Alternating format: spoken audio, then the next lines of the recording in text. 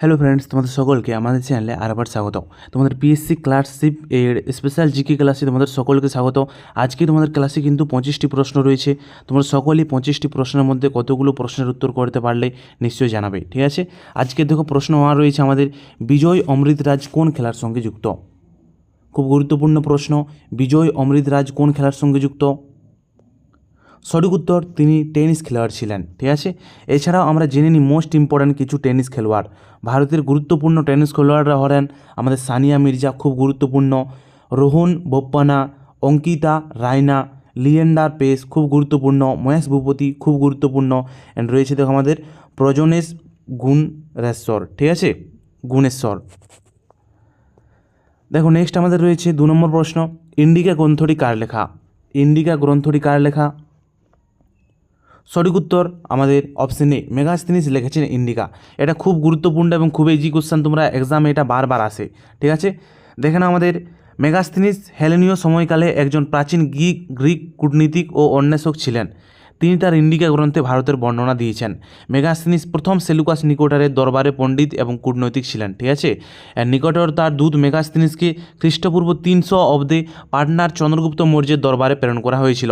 মানে তিনি চন্দ্রগুপ্ত মৌর্যের দরবারে কিন্তু কবি ছিলেন আমাদের এই মেগাস্তিনিস, ঠিক আছে, মনে রাখবে। তিনি তার সময় কিন্তু ভারতে এসেছিলেন চন্দ্রগুপ্ত মৌর্যের সময়।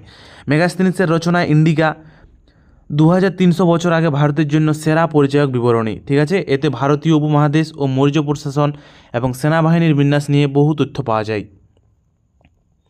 দেখো নেক্সট 3 নম্বর প্রশ্ন রয়েছে, গুগল কত সালে প্রতিষ্ঠিত হয়? গুগল কত সালে প্রতিষ্ঠিত হয়? সঠিক উত্তর মনে রাখবে, গুগল প্রতিষ্ঠিত হয় আমাদের 1998 সালে গুগল প্রতিষ্ঠিত হয়, ঠিক আছে। দেখো না আমাদের 1998 সালের 4 সেপ্টেম্বর ল্যারি পেজ ও সেগ্রেই ব্রিন একটি প্রাইভেট লিমিটেড কোম্পানি হিসেবে গুগল প্রতিষ্ঠা করেন, ঠিক আছে। এটা প্রতিষ্ঠিত হয় 1998 সালে, খুব গুরুত্বপূর্ণ। অ্যান্ড গুগলের সদর দপ্তর ক্যালিফোর্নিয়া, ঠিক আছে। এখানে টাইপিক্যালি মিস্টেক হয়ে গেছে, তো গুগলের সদর দপ্তর হচ্ছে ক্যালিফোর্নিয়া, মনে রাখবে। অ্যান্ড গুগলের বর্তমান সিইও হচ্ছে আমাদের সুন্দর পিচাই, ঠিক আছে, মনে রাখবে। দেখো ধাতুকে গরম করলে তার রোধ ড্যাশ, তার রোধ কী হয় ধাতুকে গরম করলে? সঠিক উত্তর, ধাতুকে গরম করলে তার রোধ বেড়ে যায়, ঠিক আছে, মনে রাখবে। দেখে নাও এখানে পদার্থের রোধের উপর তাপমাত্রার প্রভাব। আমরা যদি ধাতুর তাপ বৃদ্ধির সাথে সাথে পরিবাহিতা কমে, অর্থাৎ রোধ বৃদ্ধি পায়, ঠিক আছে, মনে রাখবে। পরিবাহিতা কমে গেলে রোধ বৃদ্ধি পাবে, ঠিক আছে, মানে রেজিস্ট্যান্ট। তো ধাতুর তাপ বৃদ্ধির সাথে সাথে পরিবাহিতা কমে যায় এবং রোধ বৃদ্ধি পায়, এবং অধাতুর তাপ বৃদ্ধির সাথে সাথে পরিবাহিতা বাড়ে এবং রোধ কমে যায়। সেরকমই কিন্তু অর্ধপরিবাহী তাপ বৃদ্ধির সাথে সাথে পরিবাহিতা বাড়ে এবং রোধ কমে যায়, ঠিক আছে। এখানে তোমরা যদি গ্রাফগুলো দেখতে চাও তাহলে এটা হচ্ছে দেখো আমাদের ধাতুর বা কন্ডাক্টরের কিন্তু আমাদের গ্রাফ, এবং এটা হচ্ছে অর্ধপরিবাহীর এবং এটা হচ্ছে আমাদের অপরিবাহীর, ঠিক আছে। দেখো নেক্সট 5 নম্বর প্রশ্ন রয়েছে, খানুয়ার যুদ্ধ বর্তমান কোন রাজ্যে সম্পন্ন হয়েছিল? খানুয়ার যুদ্ধ কোথায় সম্পন্ন হয়েছিল? সঠিক উত্তর, খানুয়ার যুদ্ধ আমাদের অপশন সি, রাজস্থানে সম্পন্ন হয়েছিল, মনে রাখবে।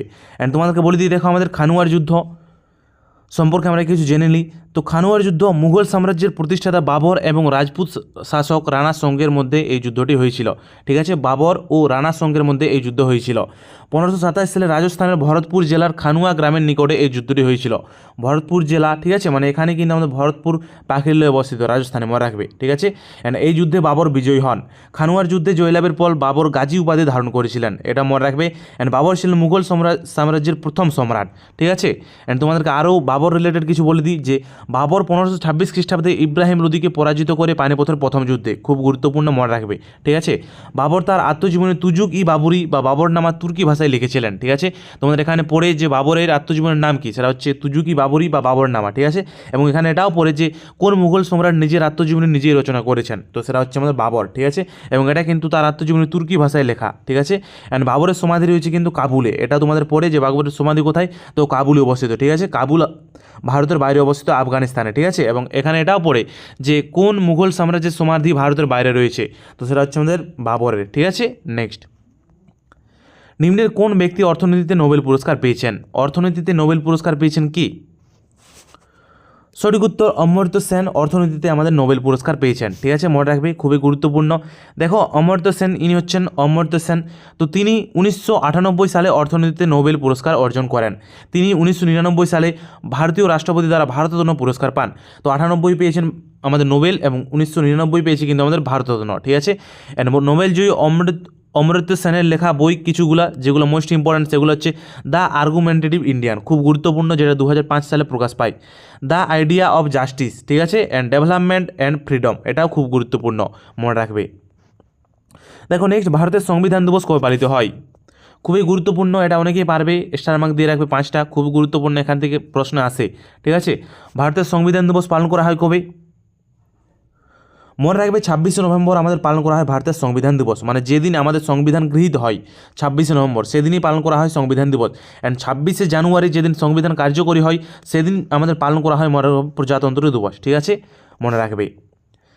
দেখো রাজ্য সরকার কোন ক্ষেত্রে থেকে বেশিরভাগ রেভিনিউ পেয়ে থাকে? বেশিরভাগ আয় করে থাকে রাজ্য সরকার কোন ক্ষেত্রে?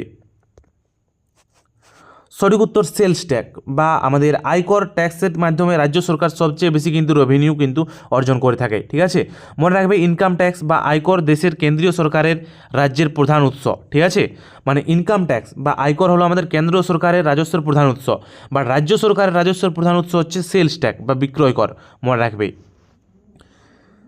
দেখো নেক্সট আমাদের 15 নম্বর প্রশ্ন রয়েছে, প্রথম ক্রিকেটার হিসেবে টি-20 ক্রিকেটে 1000টি ছয় মারার রেকর্ড কার?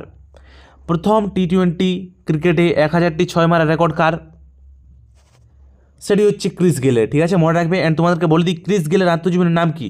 তো ক্রিস গেলের আত্মজীবনের নাম হচ্ছে আমাদের, মনে রাখবে, সিক্স মেশিন হচ্ছে ক্রিস গেলের আত্মজীবনের নাম।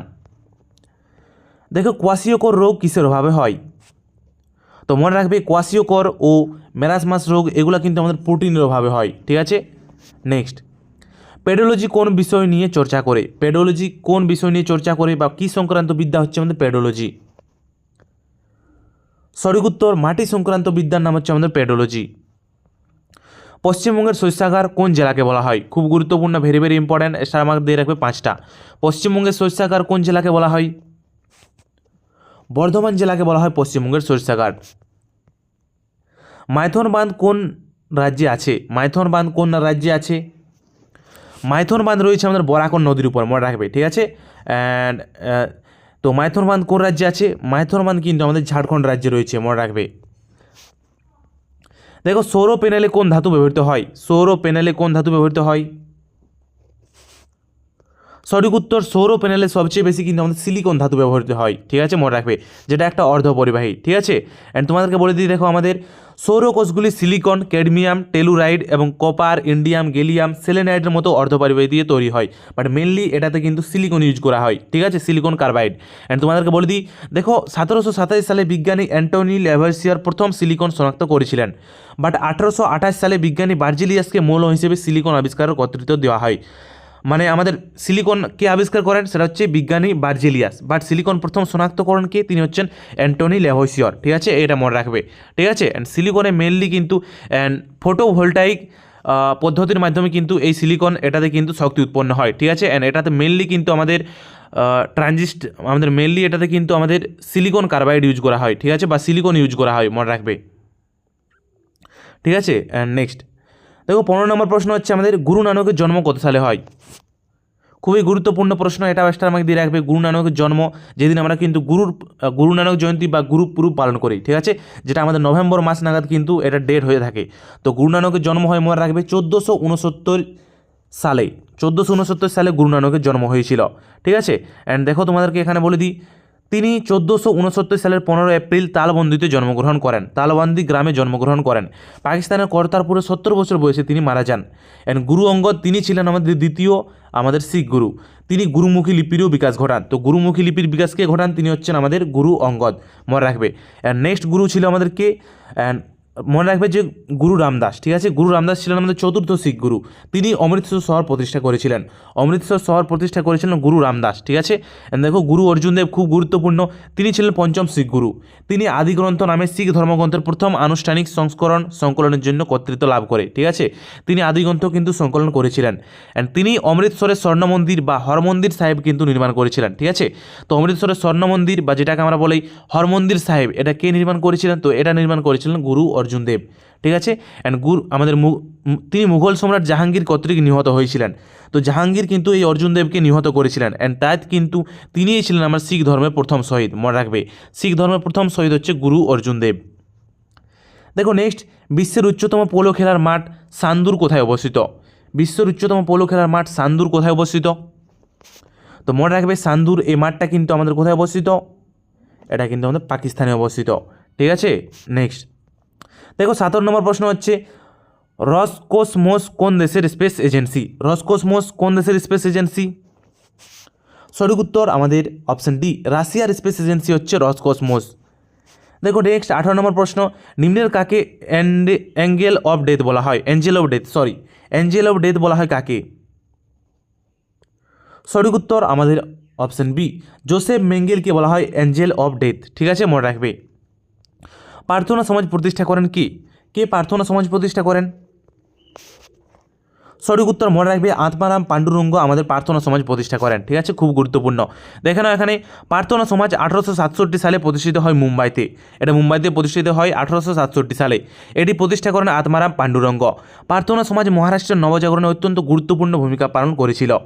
বীর সালিঙ্গম পান্তলু ছিলেন তেলেগু সংস্কারক, যিনি দক্ষিণ ভারতীয় প্রার্থনা সমাজকে উৎসাহিত করেছিল। তো দক্ষিণ ভারতে প্রার্থনা সমাজকে উৎসাহিত করেছিল বীর সালিঙ্গম পান্তলু, ঠিক আছে। মনে রাখবে অ্যান্ড প্রার্থনা সমাজের মূলনীতি ছিল ঈশ্বর এক, তিনি মহাবিশ্বের স্রষ্টা, অ্যান্ড তিনি চিরন্তন, অজ্ঞেয় এবং নিরাকার। তারা এক ঈশ্বরের প্রতি কিন্তু বিশ্বাস করতেন, মনে রাখবে। দেখো 20 নম্বর প্রশ্ন, খুবই গুরুত্বপূর্ণ প্রশ্ন, স্টার মার্ক দিয়ে রাখবে 10টা। কপালকুণ্ডলা উপন্যাসটি কার লেখা? সঠিক উত্তর আমাদের অপশন ডি, বঙ্কিমচন্দ্র চট্টোপাধ্যায় লিখেছেন আমাদের কপালকুণ্ডলা উপন্যাস, ঠিক আছে। তোমরা মনে রাখবে দেখো আমাদের এখানে কপালকুণ্ডলা সাহিত্য সম্রাট বঙ্কিমচন্দ্র চট্টোপাধ্যায়ের রচিত দ্বিতীয় উপন্যাস ছিল এটা, ঠিক আছে।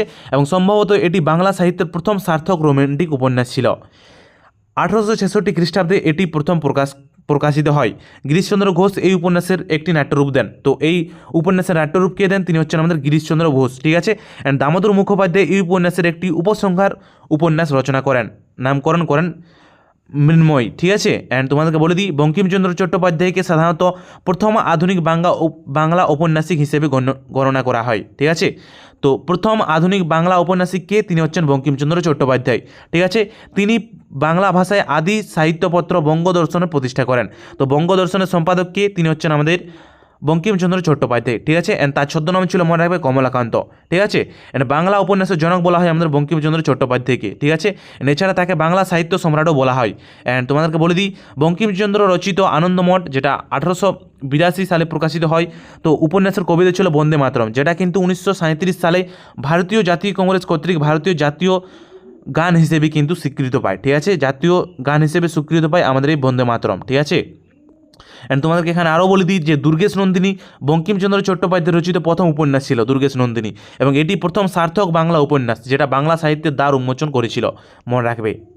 দেখো 21 নম্বর প্রশ্ন, I do what I do বইটির লেখককে? I do what I do বইটির লেখককে? খুবই গুরুত্বপূর্ণ। সঠিক উত্তর রঘুরাম রাজন লিখেছেন I do what I do, ঠিক আছে, খুব গুরুত্বপূর্ণ। নিম্নের কে সকল উত্তর পথনাথ উপাধি পান? সকল উত্তর পথনাথ উপাধি কে পান? সঠিক উত্তর এই উপাধিটি পান আমাদের কে? তিনি হচ্ছেন হর্ষবর্ধন, ঠিক আছে। সুন্দর ট্রেঞ্চ কোন মহাসাগরের গভীরতম স্থান? সঠিক উত্তর ভারত মহাসাগরের গভীরতম স্থান হচ্ছে আমাদের সুন্দর ট্রেঞ্চ। দাঁতের শক্ত এনামেল আসলে কি? দাঁতের শক্ত এনামেল আসলে কি? সঠিক উত্তর ক্যালসিয়াম ফসফেট হচ্ছে দাঁতের শক্ত এনামেল, ঠিক আছে। অ্যান্ড তোমাদেরকে বলে দিই দেখো আমাদের দাঁত মানবদের সবচেয়ে শক্তিশালী এবং সবচেয়ে অনমনীয় পদার্থ হিসেবে পরিচিত। স্বাভাবিক প্রাপ্তবয়স্কদের 32টি দাঁত আছে এবং অদূর দাঁতের সংখ্যা আমাদের 20টি, ঠিক আছে। মানে ছোটোবেলায় আমাদের দাঁতের সংখ্যা ছিল 20টি, আর বর্তমানে কিন্তু আমাদের 32টি দাঁত রয়েছে। অ্যান্ড মানুষের দাঁত 4 প্রকারে বিভক্ত, সেগুলো হচ্ছে ইনসইজর, ক্যানাইন, মোলার এবং প্রিমোলার, এবং তাদের সংকট হচ্ছে কি? সেটা হচ্ছে I2, C1, P2 এবং M3, মানে ইনসাইজার 2টি, আমাদের কেনাইন 1টি এবং মোলার হচ্ছে 2টি এবং প্রিমোলার হচ্ছে 3টি, ঠিক আছে। অ্যান্ড প্রত্যেকটি দাঁতের পার্টে, ঠিক আছে, এগুলোর সংকেত। অ্যান্ড দাঁতের অধ্যয়নকে বলা হয় ওডোন্টোলজি, মনে রাখবে, দাঁতের অধ্যয়নকে বলা হয় ওডোন্টোলজি। অ্যান্ড ক্যালসিয়াম দাঁতের বৃদ্ধির জন্য অপরিহার্য ধাতু, মনে রাখবে। অ্যান্ড দাঁতের স্তর হচ্ছে এনামেল, ডেন্টিল, পাল্প এবং সিমেন্টাম, ঠিক আছে। তার মধ্যে এনামেল কিন্তু সবচেয়ে বাইরের এবং সবচেয়ে কিন্তু শক্ত, ঠিক আছে। নেক্সট, সার্ক কোন দেশগুলির আঞ্চলিক সংগঠন? সার্ক কোন দেশগুলির আঞ্চলিক সংগঠন? সঠিক উত্তর, দক্ষিণ এশিয়ার দেশগুলির আঞ্চলিক সংগঠন হচ্ছে আমাদের সার্ক, ঠিক আছে। মনে রাখবে, খুব গুরুত্বপূর্ণ, SAARC, ঠিক আছে। নেক্সট, অ্যান্ড আজকে এই প্রশ্নগুলি ছিল। তোমরা কতগুলি প্রশ্ন উত্তর ঠিক করতে পারলে নিশ্চয়ই জানাবে, ঠিক আছে। ওকে ভাই, সকলে ভালো থাকবে, ঠিক আছে, গুড নাইট।